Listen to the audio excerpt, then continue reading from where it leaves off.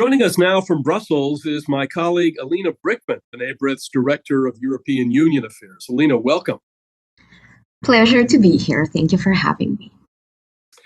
Well, B'nai B'rith, of course, has a historical presence in Europe dating all the way back to the 1880s. But in terms of a European Union Affairs office, B'nai B'rith has had a Brussels office focused on EU institutions since 1997.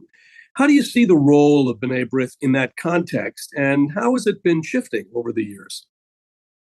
Well, B'nai B'rith has always been an organization that was sort of ahead of its time, that led with a lot of foresight and great intuition about where the world was heading. And I think founding an office for EU affairs back in 97 is really one such instance. Remember, the European Union in its current form was only created in 1992. That was a decade of very fast integration where EU countries started to cooperate much more on anything from internal affairs, justice, security, and of course to participate in the single market where the free flow of goods and the free circulation of people started. New countries joined the EU, and in 1997, that very year when B'nai B'rith opened its EU Affairs office, as one of really the first US headquartered Jewish organizations to do so, that is the very year EU countries signed what is called the Amsterdam Treaty, with the purpose of creating a much stronger voice for the EU in the world. And this is not a coincidence, of course, but precisely, I would say, the fulfillment of that foresight, an understanding that the EU will only further integrate.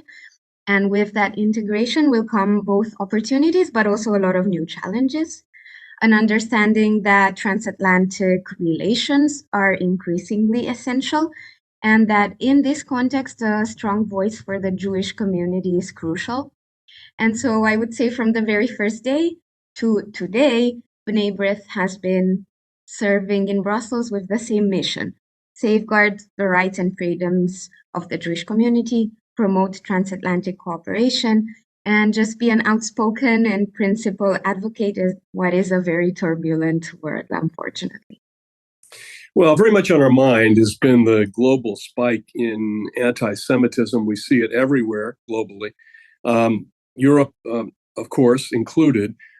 Speaking of our continued role in Europe, you've been working recently on the topic of marches and demonstrations glorifying Nazism and fascism that continue to occur in Europe on an annual basis. Tell us about the report that you've worked on and the impact that that report has had.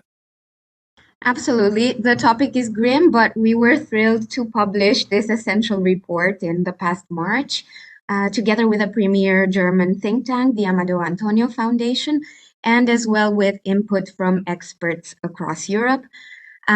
For us, really, this all started from a belief that it is absolutely unthinkable that in Europe, in 2023, annual marches glorifying Nazism and fascism can occur uninterrupted on the same streets where the Holocaust happened.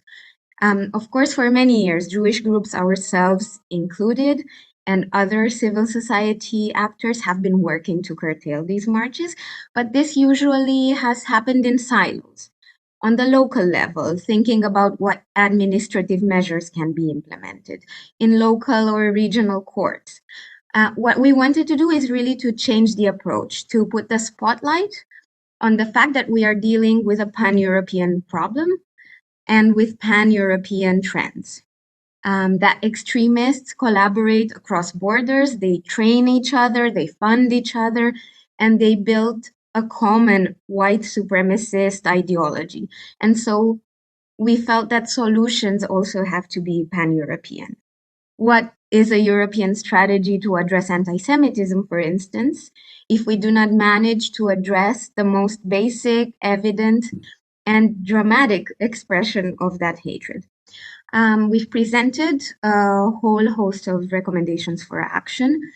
We had the chance to present the report in a variety of international fora, and we are planning further actions, including hopefully training for journalists, civil society, and law enforcement to effectively deal with this phenomenon.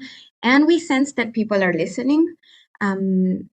If you haven't seen the report, I highly encourage you to find it on our website. That's the thought I want to leave viewers with on this question. Well, this important report actually was preceded by some important work that you've done on hate online, anti-Semitism online. So absolutely go to the website and find this important report and everything else that you've been doing on anti-Semitism in Europe. I'm going to ask you now to be a prognosticator. The European elections are coming up next year, 2024. What are you watching for? Yeah, important question. It's a difficult time in Europe. The war in Ukraine, biggest conflict on European soil since World War II, is ongoing. A migration crisis that is an absolute humanitarian disaster for which no sustainable plans seem to exist. And as well, the lingering strains caused by COVID make this a really sensitive time for Europe. And as we very well know, those are exactly the times when polarization blooms, when hateful rhetoric becomes a useful tool, and where scapegoats are very much needed. Anti-Semitism is on the rise in many places in Europe, and that's often the canary in the coal mine, as we know. So as we anticipate the European elections, we must watch out for this very otherizing discourse, for increased populism, for conspiratorial narratives that much too often have Jews at their center. I want to see centrist and mainstream parties, and especially the center-left, engage more constructively with Israel. Although if past this prologue, I'm not holding my breath, but there's a lot of work to be done on that front. And I'm also watching out for parties' positions on religious freedom matters. Encroachments on Shehita in particular have been more and more common. That's, of course, very, very worrying. Ultimately, I would say I really hope for high participation. Jewish citizens of Europe have a higher attachment than average to the European Union.